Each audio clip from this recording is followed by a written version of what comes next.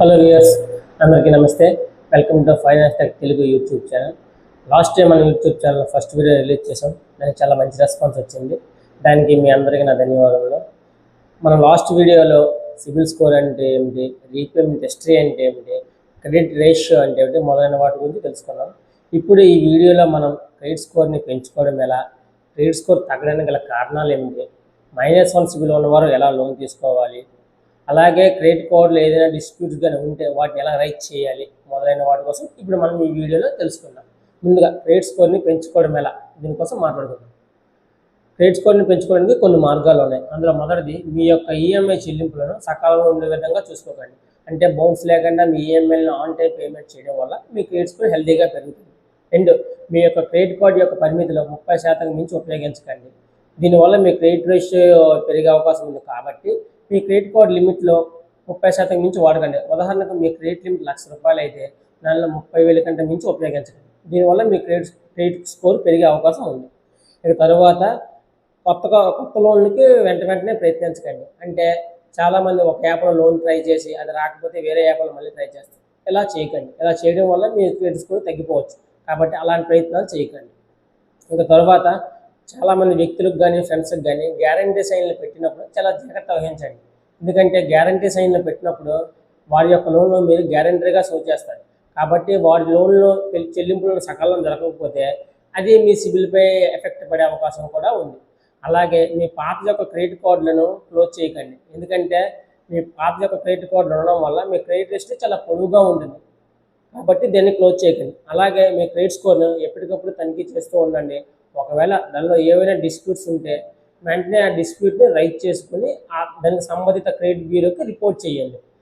అలాగే only personal loans, credit కార్డ్స్ని వాడడం కన్నా మిశ్రమ లోన్లు తీసుకోవడం మంచిది. ఉదాహరణకు సెక్యూర్ లోన్స్ అంటే గోల్డ్ లోన్ కానీ హోమ్ లోన్ కానీ తీసుకోవడం వల్ల మీ క్రెడిట్ రేషియో మిశ్రమంగా ఉంటుంది. కాబట్టి దీనివల్ల కూడా మీ సిబిల్ పెరిగే అవకాశం ఉంది.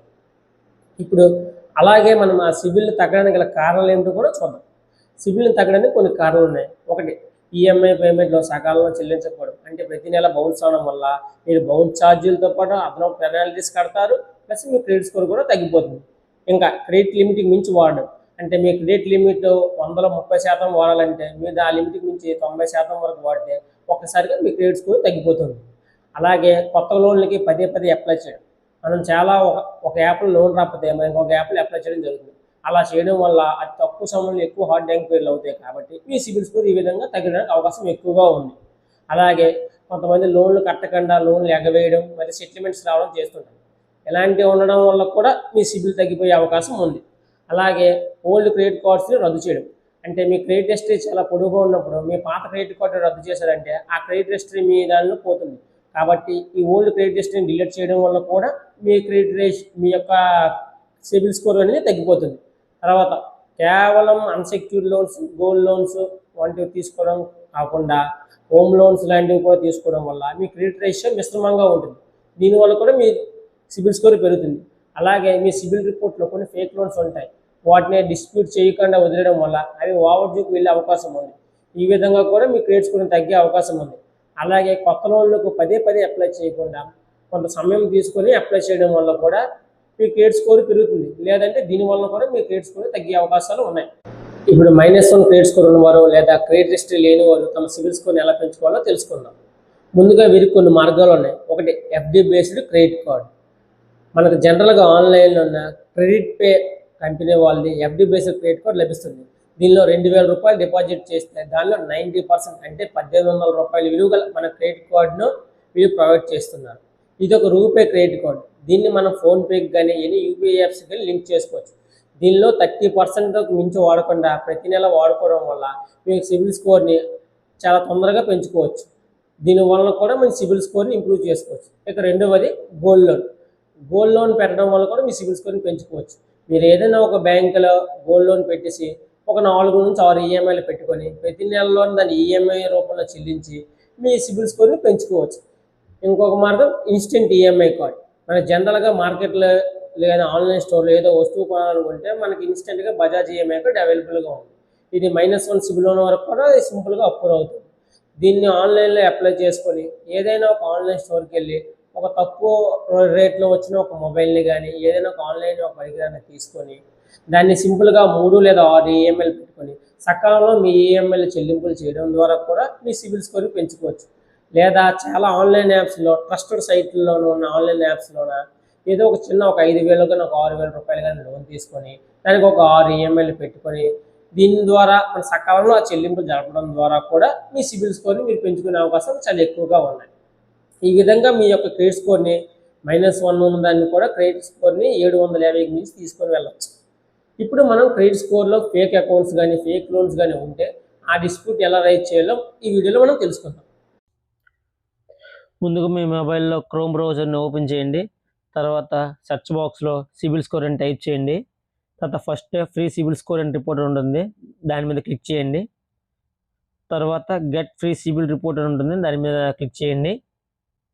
తర్వాత ఇక్కడ మీరు న్యూగా అయితే మీ యొక్క డీటెయిల్స్ని ఇచ్చేసి రిజిస్టర్ చేసుకోండి. నేను ఆల్రెడీ రిజిస్టర్ చేసుకున్నాను కాబట్టి ఇక్కడ లాగిన్ ప్లే క్లిక్ చేస్తున్నాను. ఇక్కడ లాగిన్ ప్లే క్లిక్ చేసిన తర్వాత నా రిజిస్టర్ మొబైల్ నెంబర్ ఎంటర్ చేస్తున్నాను. ఎంటర్ చేసిన తర్వాత సెండ్ ఓటీపీ మీద క్లిక్ చేస్తున్నాను. ఇప్పుడు నా రిజిస్టర్ మొబైల్ నెంబర్కి ఒక ఓటీపీ వెళ్తుంది. ఆ ఓటీపీ ఎంటర్ చేస్తున్నాను.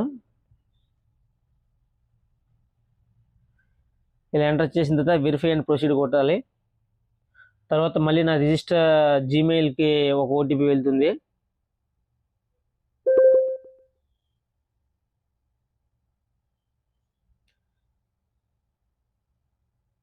ఆ ఓటీపీని కూడా ఎంటర్ చేయాలి. తర్వాత వెరిఫై అండ్ ప్రొసీడ్ కొట్టండి. ఇది మీ యొక్క మొబైల్లో నుంచి మీరు చేసుకుంటే ట్రస్టెడ్ డివైస్ కొట్టండి, లేకపోతే వేరే వాడు దాన్ని చేస్తే అవసరం లేదు. ఇది నా యొక్క డివైసే కాబట్టి నేను ట్రస్టెడ్ డివైస్ని కొట్టి వెరిఫై అండ్ ప్రొసీడ్ కొడుతున్నాను. ఇలా కొట్టిన తర్వాత మీకు ఒకవేళ ఓపెన్ అవుతుంది ఒక వెబ్ పేజ్. ఇక్కడ మీ సిబిల్ స్కోర్ మొత్తం చూపిస్తుంది. దీన్ని సంవత్సరానికి మనం ఒకసారి రిఫ్రెష్ చేసుకోవచ్చు. మీరు కావాలంటే ప్లాన్ పర్చేజ్ చేయొచ్చు, లేదంటే ఫ్రీ రిఫ్రెష్ కోసం మళ్ళీ ఒక 1 ఇయర్ ఆగాలి. నేను ఆల్రెడీ 11th జూలైన రిఫ్రెష్ చేశాను కాబట్టి నా సిబిల్ స్కోర్ 744గా ఉంది. ఇక్కడ మీ యొక్క క్రెడిట్ రిపోర్ట్ని కావాలంటే మీరు ప్రింట్ తీసుకోవచ్చు. ఇక్కడ ప్రింట్ యువర్ సిబిల్ రిపోర్ట్ అని ఉంది కదా, దాని మీద క్లిక్ చేస్తే మీ సిబిల్ స్కోర్ని మీరు ప్రింట్ కూడా తీసుకోవచ్చు. లేదా మీకు అవసరం లేదనుకుంటే ఇక్కడ వ్యూ యువర్ సిబిల్ రిపోర్ట్ మీద క్లిక్ చేయండి. ఇలా క్లిక్ చేసిన తర్వాత ఇలా ఇంకొక పేజ్ ఓపెన్ అవుతుంది. ఇక్కడ మీ యొక్క అకౌంట్ ఇన్ఫర్మేషన్, తర్వాత మీ యొక్క ప్రొఫైల్ ఇన్ఫర్మేషన్, తర్వాత మీరు రీసెంట్గా ఏమైనా ఎంక్వైరీ చేశారంటే ఎంక్వైరీ ఇన్ఫర్మేషన్, మీ యొక్క క్రెడిట్ సమ్మరీ మొదలైనవి ఇక్కడ చూపిస్తుంది. మనం ఈ అకౌంట్ ఇన్ఫర్మేషన్ మీద క్లిక్ చేసి ఇలాగా డౌన్కి డ్రాగ్ చేయండి. ఆ డౌన్కి వెళ్ళిన తర్వాత ఈ కింద రైజ్ ఏ డిస్ప్యూట్ అని ఉంటుంది, దాని మీద క్లిక్ చేయండి. దాని మీద క్లిక్ చేసిన తర్వాత ఈ పేజ్కి మన పేజ్ రిఫ్రెష్ అవుతుంది. ఇలా వచ్చిన తర్వాత ఇక్కడ యాక్సెస్ డిస్ప్యూట్ ఫామ్ అని ఉంటుంది, దాని మీద క్లిక్ చేయండి. క్లిక్ చేసిన తర్వాత కింద choose a part of your report would like to dispute అని ఉంటుంది. ఇక్కడ అకౌంట్ సెక్షన్ మీద క్లిక్ చేయండి. ఇక్కడ మనకి 7 రకాల ప్రాబ్లమ్స్ ఉంటాయి, వాటికి 7 రకాల సొల్యూషన్స్ ఇక్కడ ఉంటాయి. మీ ప్రాబ్లం దేనికి తగ్గట్టుదో దానికి తగ్గట్టుగా మీరు సొల్యూషన్ ఫైండ్ చేసేయండి. నాది రీసెంట్ పేమెంట్ అయింది కానీ నా సిబిల్ రిపోర్ట్లో పే అవ్వలేదని చూపిస్తుంది కాబట్టి నేను మొదటిది ఎంచుకుంటున్నాను. ఫైండ్ ఏ సొల్యూషన్ మీద క్లిక్ చేయండి. ఇలా క్లిక్ చేసిన తర్వాత నెక్స్ట్ పేజ్లో రైజ్ ఏ డిస్ప్యూట్ అని ఉంటుంది, దాని మీద క్లిక్ చేయండి. తర్వాత ఇక్కడ మీకు ఏ అకౌంట్స్ ఉన్నాయో మీ యాక్టివ్ అకౌంట్స్ మొత్తం ఇక్కడ షో చేస్తుంది. మీ ఏ అకౌంట్ రిలేటెడ్గా అయితే ఆ అకౌంట్ సెలెక్ట్ చేసుకోండి. ఇక్కడ షో ఆల్ డీటెయిల్ క్లిక్ చేసి దాని మీద చూపిస్తుంది. ఇక్కడ నేను నా అకౌంట్ని ఇక్కడ చూస్ చేసుకున్నాను. Account does not belong to మీద క్లిక్ చేసి ఇక్కడ ప్రొసీడ్లో కొట్టండి. కొట్టిన తర్వాత మళ్ళీ డౌన్కి వచ్చి కంటిన్యూ క్లిక్ చేయండి. ఇలా కంటిన్యూ క్లిక్ చేసిన తర్వాత ఇక్కడ అదే ఇన్ఫర్మేషన్ ఇక్కడ మీకు డిస్ప్లే మీద చూపిస్తుంది. తర్వాత ప్రొసీడ్ టు నెక్స్ట్ స్టెప్ మీద క్లిక్ చేయండి.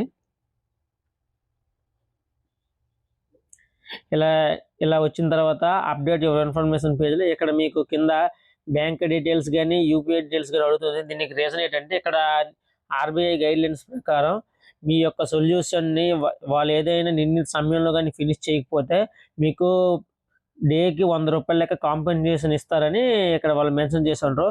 ఇది ఏప్రిల్ 26, 2024 తర్వాత అయితే జరుగుతుంది, అంతకు ముందు సంబంధం లేదు వీళ్ళకి.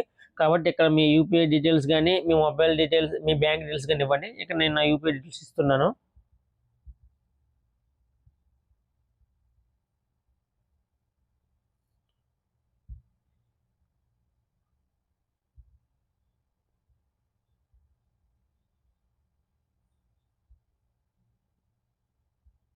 కంటిన్యూ కొట్టండి. మన యూపీఐ ఐడి సక్సెస్ఫుల్ వ్యాలిడ్ అయింది. ఇక్కడ మీరు కన్ఫర్మ్ ఇక్కడ యాక్సెప్ట్ చేసి confirm and submit your dispute మీద క్లిక్ చేయండి. నాకు ఇది అవసరం లేదు, మీకు కేవలం చూపించడానికి చేస్తున్నాం కాబట్టి ఇలా సబ్మిట్ చేసిన తర్వాత మీ ప్రాబ్లం అనేది సివిల్ బ్యూరోకి వెళ్తుంది. ఓకేనా? అలాగే మీకు ఈ వీడియో నచ్చినట్లయితే లైక్ చేయండి, మీ ఫ్రెండ్స్ అండ్ మీ ఫ్యామిలీకి షేర్ చేయండి, మన ఛానల్ సబ్స్క్రైబ్ చేసుకోండి. అలాగే మీకు ఈ వీడియో పైన ఏమైనా డౌట్స్ ఉంటే కింద కామెంట్స్ రూపంలో తెలియజేయండి.